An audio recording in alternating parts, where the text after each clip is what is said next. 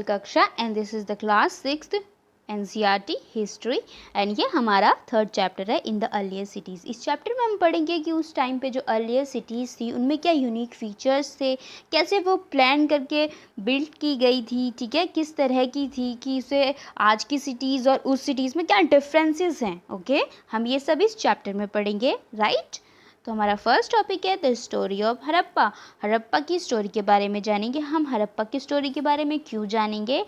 क्योंकि ये first cities थी जो सबसे पहले डिस्कवर्ड की गई थी अराउंड 80 ईयर अगो। आज से 80 साल पहले इसको डिस्कवर्ड किया गया था बाय आर्कोलॉजिस्ट, ठीक है।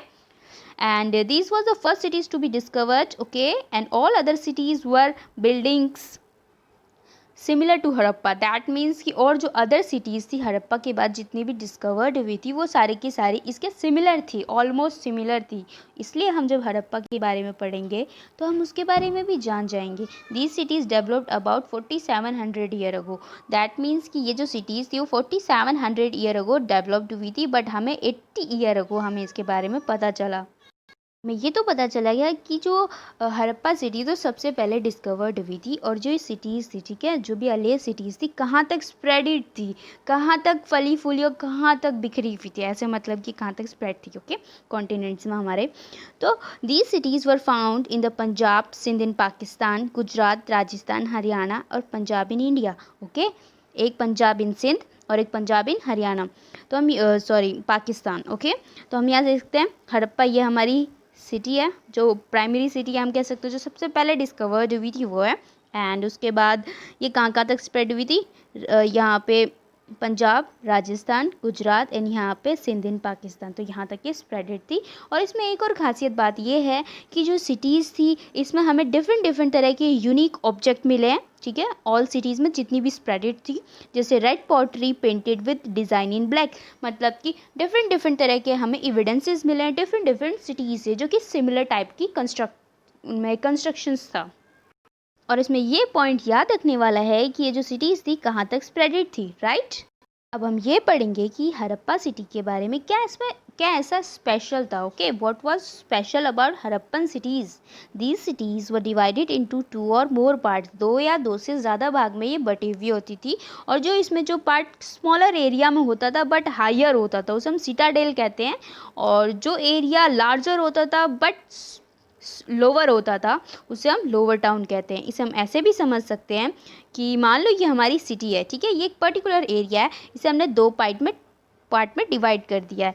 अब जो इसका ईस्टर्न पार्ट है, ठीक है, ये ईस्टर्न पार्ट है और ये इसका वेस्टर्न पार्ट है। ये ईस्टर्न पार्ट जो है ये काफ़ी लोअर में बना होता था, इसमें लोअर क्लास पीपल रहते थे। लोअर क्लास मीन्स कि यहाँ पे ज़्यादा पॉपुलेशन थी, और जो पार्ट स्मॉलर एरिया में बना होता था वहाँ पे हायर क्लास पीपल रहते थे। तो वहाँ पे जो वॉल्स थी फोर्टिफाइड थी, ठीक है, और काफ़ी ऊंची थी, तो इसलिए उसे सिटाडेल कहते हैं, और वहाँ पे ज़्यादा इंपॉर्टेंट ग्रेट बाथ टब जैसे फीचर्स भी थे, right.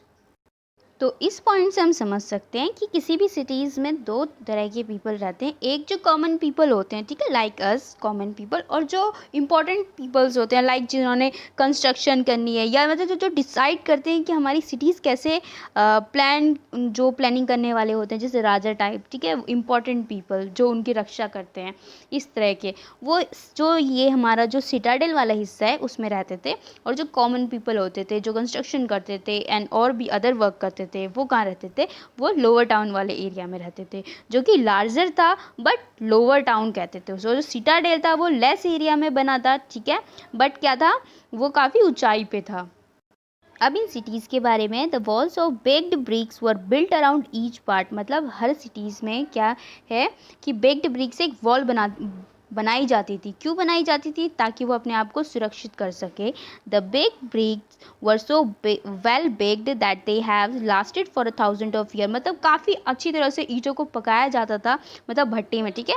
These bricks were laid into interlocking pattern that made the wall strong, मतलब इंटरलॉकिंग पैटर्न तब भी एग्जिस्ट करता था, अभी तो है बट तब भी ऐसे एग्जिस्ट करता था। इंटरलॉकिंग पैटर्न जो हम दीवार बनाते हैं ना इंटरलॉकिंग पैटर्न में, इसकी वजह से उनकी दीवारें क्या बहुत ज़्यादा मजबूत रहती थी उस टाइम पे भी। एंड ग्रेट बाथटब जो कि यूनिक फीचर है किसका, जो रिच पीपल रहते थे, जो हायर क्लास पीपल रहते थे, कहाँ रहते थे, सिटाडेल वाले एरिया में रहते थे। तो वहाँ पे एक यूनिक फीचर ये था कि जो सिटाडेल वाला जो अपर टाउन था, ठीक है, सिटाडेल, उसमें ग्रेट बाथटब देखने को मिला। ग्रेट बाथटब में खासियत ये है कि इसे ओकेजनली लोग यूज़ करते थे नहाने के लिए, ठीक है। और इसमें ये है, इसमें दो तरह से सीढ़ियाँ थी, एक जाने के लिए और एक ऊपर आने के लिए, दोनों साइड से सीढ़ियाँ थी। और this was line with bricks coated with plaster made water tight with a layer of natural tar. मतलब काफ़ी अच्छी तरह से इसे मैनेज किया गया था कि हम इसे कैसे बनाना चाहिए, ठीक है, कि पानी बाहर ना जाए, वेस्ट ना हो। और these were steps leading down it from two side, दो साइड से इसमें मतलब अंदर जाने वाला और बाहर आने के लिए भी सीढ़ियाँ बनी हुई थी।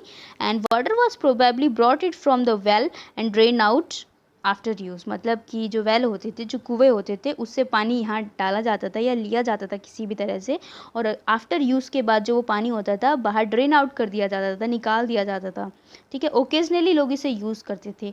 अब ये जो ग्रेट बाथटब है, ठीक है, ये जो भी हायर क्लास या जो रिच पीपल थे उस टाइम के, जो मतलब यूनिक फीचर, जो इंपॉर्टेंट पीपल थे उस सिटीज़ के, उनके एरिया में बनाया गया था। दैट मीन्स कि वो लोग यूज़ करते होंगे ग्रेट बाथटब ओकेजनली, ओके। अब ये जो नेक्स्ट पॉइंट है वो है हाउसेज, ड्रेन्स एंड स्ट्रीट। उसके बारे में most houses had a separate bathing area and some had wells to supply water. जो भी मतलब उस टाइम पे जो सिटीज़ थी उनका खुद का अपना एक सेपरेट खुद का बाथिंग एरिया था, नहाने के लिए, स्नान घर जिसे कहते हैं। Some had wells to supply water, and उसमें क्या होता था, लोगों के पास कुएँ भी थे खुद के, ठीक है, ताकि वो उसमें वाटर सप्लाई कर सकते हैं घर में, मतलब खुद का पानी का जुगाड़ होना, ठीक है। और उसके बाद many cities had covered drains. उसमें जो सिटीज़ थी, जो ऑलमोस्ट सारी सिटीज़ थी, उसमें नालियाँ भी बनी हुई थी, काफ़ी वेल मैनेज्ड थी, ठीक है। एंड हम कह सकते हैं कि उस टाइम पे जो हाउसेस थे और जो ड्रेन्स थी और स्ट्रीट्स थी, काफ़ी वेल प्लेन एंड अच्छी तरह से बनाई गई थी। अभी तक तो हमने ये पढ़ा कि वहाँ पे सिटीज़ कैसे बनाई गई थी, अब ये पढ़ेंगे कि उसमें लाइफ कैसी थी, लाइफ इन द सिटी, ठीक है। The Harappa city was a very busy place. Rulers were the people who planned the construction of special building in the city, and rulers sent people to distant land to get metal, precious stone and other things that they wanted. मतलब उस time पे ruler कौन होते थे, ruler वो होते थे जो कंस्ट्रक्शंस को प्लान करते थे कि हमारी सिटी इस तरह से बनाई जाएगी, इस तरह उसमें यूनिक फीचर्स होंगे, और वो लोगों को, कॉमन पीपल को कहाँ भेजते थे, वो लोगों को भेजते थे दूसरी जगह, ताकि वो दूसरी मतलब वो सामान लाए, वो रॉ मटेरियल लाए जो उनके पास अवेलेबल नहीं है, ताकि वो उसे यूज़ कर सके और अपनी सिटी को और ज़्यादा ग्रो कर सके। स्क्राइब्स मतलब जो लिखते थे। Scribes were the people who knew how to write and help in preparing the seals, perhaps write on other materials have not survive. That means कि स्क्राइब्स वो लोग होते थे जिनको लिखने का काफ़ी अच्छी तरह से आइडिया था, ठीक है। वो किस चीज़ पे लिखते थे, सील्स पे लिखते थे। हमें पता है उस टाइम पे सील्स यूज़ करते थे, जैसे अभी के टाइम पे लोग कॉइन्स यूज़ करते हैं, उस टाइम पे लोग सील्स यूज़ करते थे। तो सील्स पे भी स्क्राइब जो थे अपनी राइटिंग में कुछ लिखते थे, ठीक है, उस टाइम पे। एंड स्क्राइब्स के बारे में यही है। And there were man and women crafts person who use to make all kinds of things. मतलब man and women and craft person मिलके क्या और अदर चीज़ें बनाते थे, जो भी चीज़ें मतलब कि वो डे टू डे लाइफ में यूज़ करते थे। Many terracotta toys have been found in Harappan cities which show that the children must have play with this. मतलब टेराकोटा टॉय क्या होता है, जब मिट्टी को हम बेक्ड कर देते हैं और उसे किसी भी टॉय के रूप में वो कर देते हैं, फॉर्म कर देते हैं, ठीक है। तो उसे टेराकोटा टॉय, मतलब अलग अलग डिफरेंट चीज़ों से वो लोग टॉय बनाते थे, राइट। जैसे हम इसमें भी देख सकते हैं कि वहाँ पे जो सिटीज़ में जो ड्रेन्स थी वो कैसे थी फॉर्म, वो ऐसे थी। मतलब हम देख सकते हैं लोअर एरिया में बनाया गया ताकि अगर बारिश हो तो पानी इसमें आराम से जा सकता है, ठीक है। आगे जाके ये जो हमारी नाली थी वो आगे जाके किसी बिग ड्रेन से मिल जाती थी, ठीक है। और उसके बाद ये रहे हमारे सील्स जो उस टाइम पे लोग यूज़ करते थे। तो जो स्क्राइब्स थे, स्क्राइब्स मीन्स जो इस पर राइटिंग करते थे, जो भी इसमें इमेजेस हैं वो फॉर्म करते थे, वो काफ़ी स्किल्ड थे, मतलब उनको एक्सपीरियंस था। और ये रहे टेराकोटा टॉयज जो वो लोग उस टाइम पे बनाते थे ताकि बच्चे खेल सकें, ठीक है। जैसे अभी के टाइम पे छोटे बच्चे खेलते हैं, ठीक है, छोटे छोटे टॉयज से, तो उस टाइम पे टेराकोटा के टॉय यूज़ करते थे बच्चे। फिर हमारा नेक्स्ट टॉपिक है new crafts in the city, okay. Most of the object that were made and found in Harappan cities were of stone, मतलब काफ़ी चीज़ें जो भी हमें हरप्पन सिटीज़ में मिली है और जो उसकी सिमिलर सिटीज़ में मिली हैं वो किस चीज़ से बनी होती थी, स्टोन्स की बनी होती थी, शेल्स की बनी होती थी, मेटल की बनी होती थी, जो भी चीज़ें उस टाइम पे कॉमन थी उस एरिया में, ठीक है, वो चीज़ें से फॉर्म्ड हुई होती थी। And copper and bronze were use to make tools, weapons, ornament and vessels. Copper and bronze का यूज़ क्यों करते थे, टूल्स को बनाने में, वेपन्स को बनाने में, एंड ऑर्नामेंट मतलब कि जो भी जेवर वगैरह बनाते हैं लोग अपने लिए, ओके, सजने संवरने के लिए, एंड वेजल्स मतलब बर्तन, ओके, इन सब चीज़ों के लिए वो कॉपर एंड ब्रोंज का यूज़ करते थे। Gold and silver were use to make ornament and vessel, मतलब कुछ जो थोड़ी सी जो भी एलिमेंट होता है वो थोड़ा डिफरेंट होता है, थोड़ा वैल्यू वाला, क्वालिटी वाला होता है, ज़्यादा सर्वाइव करे, उस चीज़ों से इंपॉर्टेंट चीज़ बनाती है, लाइक वेजल्स एंड ऑर्नामेंट, ठीक है। And the Harappan made seals out of stone which were rectangular in shape and have an animal carved on them. Harappan में जो भी हमें सील्स मिली है अभी तक, वो कौन से शेप में होती थी, रेक्टेंगुलर शेप में होती थी, और उस पर एनिमल्स क्या कार्व किया जाता था, मतलब स्क्राइब्स जो थे, जो भी पीपल होते थे स्क्राइब, वो उस पर ये सब बनाते थे एज अ ड्राइंग की तरह।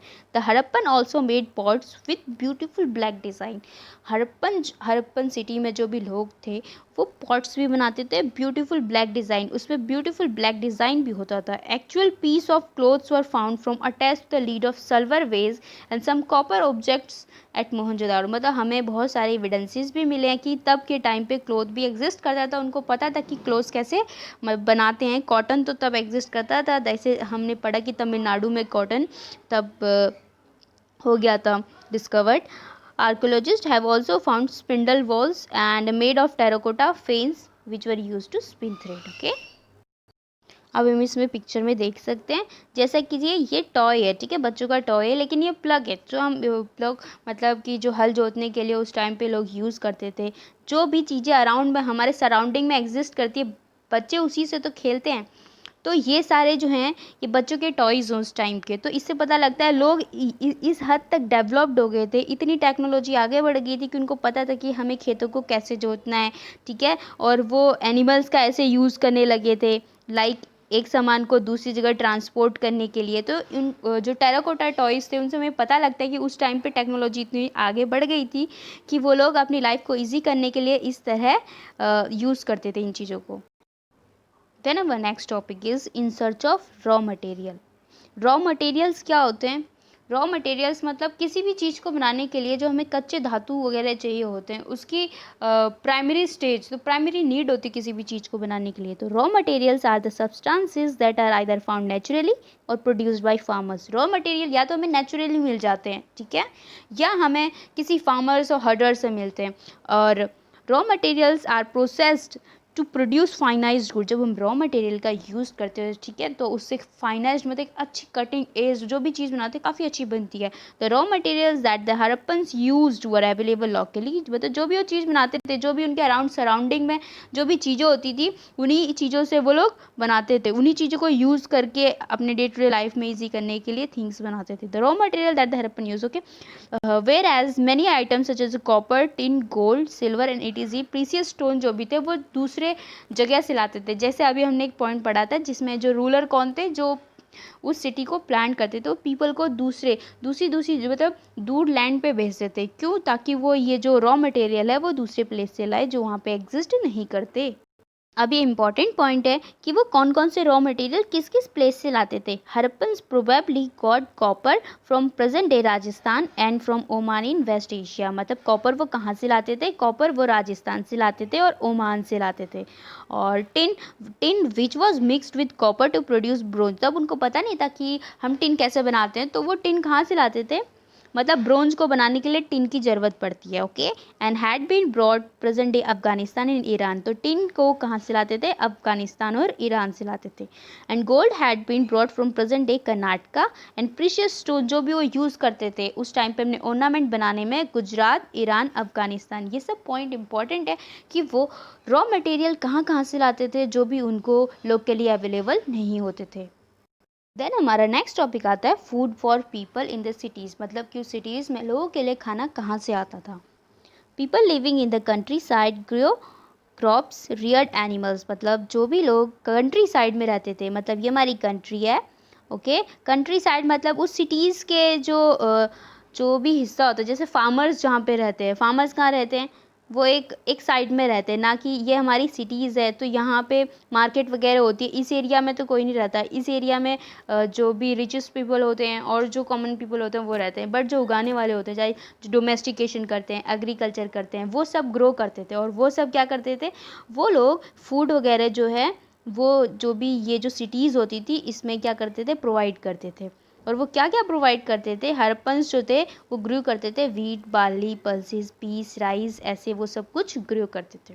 And the plough was used to dig the earth for turning the soil and planting seeds. मतलब तब के टाइम पे हल की खोज हो गई थी, उनको पता था कि हमने अभी पढ़ा कि जो टेराकोटा का टॉय था, उससे वो जो टॉय था वो प्लग टॉय था, मतलब कि वो हल का उसकी जो शेप थी वो हल्की थी उस टाइम पे। मतलब प्लग वो लोग यूज़ करते थे, क्यों यूज़ करते थे, ताकि वो ज़मीन को उतनी अच्छी, मतलब सॉइल को अच्छा बना सके, ताकि वो काफ़ी अच्छी तरह से प्लांटेशन कर सके सीड्स का और उसको और फर्टाइल बना सके। Water was stored and supplied to the fields.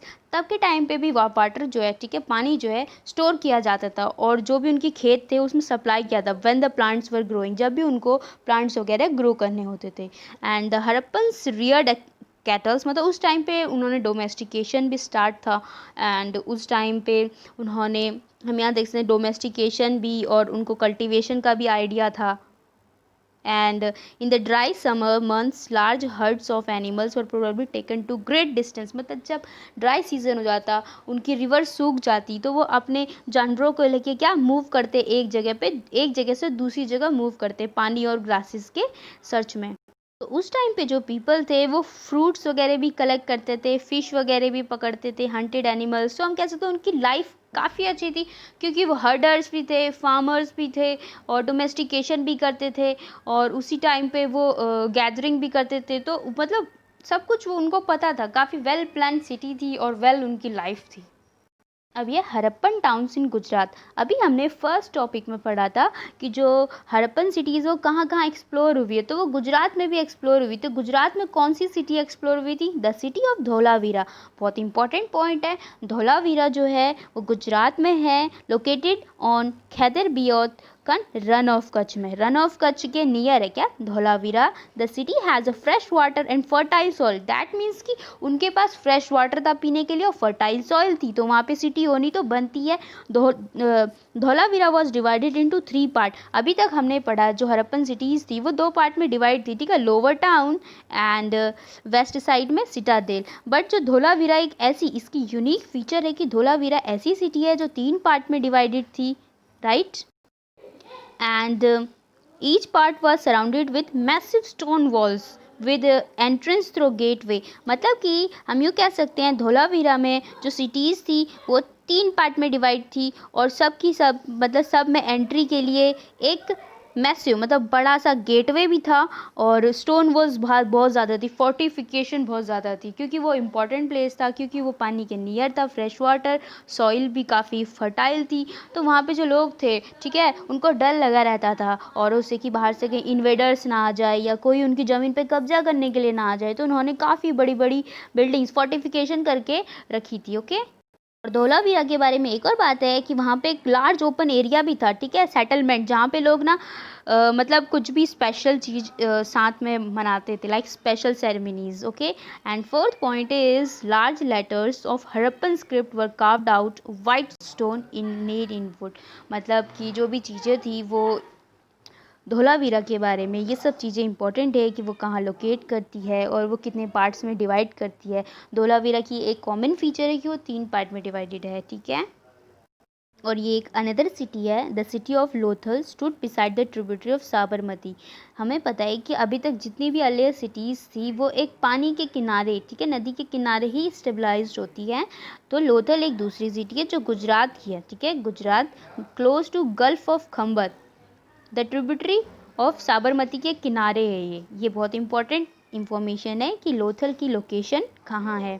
The raw material such as the semi precious stone were easily available in this city. इसमें क्या क्या हमें मिलता था, raw materials like semi precious stones यहाँ पे हमें मिलते थे। There were also store house in the city, इसमें एक स्टोर हाउस था and the workshop for making beads, piece of stone, half made beads and tools for bead making, ये सब चीज़ें यहाँ पे अवेलेबल थी and the finished beads have also been found here। तो ये इंपॉर्टेंट पॉइंट है कि यहाँ पे क्या क्या हमें मिलता था, यहाँ स्टोर हाउस भी था, वर्कशॉप भी था। ये इंपॉर्टेंट पॉइंट है कि यहाँ पे वर्कशॉप भी अवेलेबल थी। लोथल के बारे में एक इम्पॉर्टेंट पॉइंट है कि लोथल में डॉकयार्ड था। डॉकयार्ड मतलब जहाँ पे जहाज शिप्स बनाई जाती थी। तो शिप से वो लोग कहाँ एक जगह से दूसरी जगह मूव करते थे, जहाँ मतलब कि जो दूसरे डिस्टेंस लैंड होते थे, जहाँ वो पैदल नहीं जा सकते थे, जिसके लिए उनको पूरी समुंदर पार करना पड़ता था। तो ये इंपॉर्टेंट पॉइंट है लोथल के बारे में कि वहाँ पे ओल्ड हमें डॉकयार्ड मिलता है। And this is our last topic, the mystery of end, कि उसकी मिस्ट्री मतलब मिस्ट्री रह गई कि एंड कैसे हुआ। Around 3900 year ago we find the beginning of a major change. तब क्या बहुत ज़्यादा मेजर चेंज मतलब बहुत बड़ा बदलाव आ गया था क्लाइमेट में। And people stop living in many of the cities, ठीक है। And writing seals weight were no longer used. And जो भी लोग यूज़ करते थे सील्स और राइटिंग करते थे सील्स पे, वेट वो लोग वेट स्टोन जो भी यूज़ करते थे वो लोग अब यूज़ नहीं करते थे। Raw materials brought from long distance became rare. अब वो दूर दूर जगह से रॉ मटेरियल नहीं लाते थे। And in Mohenjodaro we find the garbage piled up upon the streets and the drainage system broke down. जो भी उनका नाली का जो सिस्टम था, new impressive houses were build, ठीक है। मतलब उस टाइम पे जो पीपल थे, जो भी उन्होंने उस टाइम पे यूनिक फीचर्स बनाए थे, सब डिस्ट्रॉय होने लगे धीरे धीरे।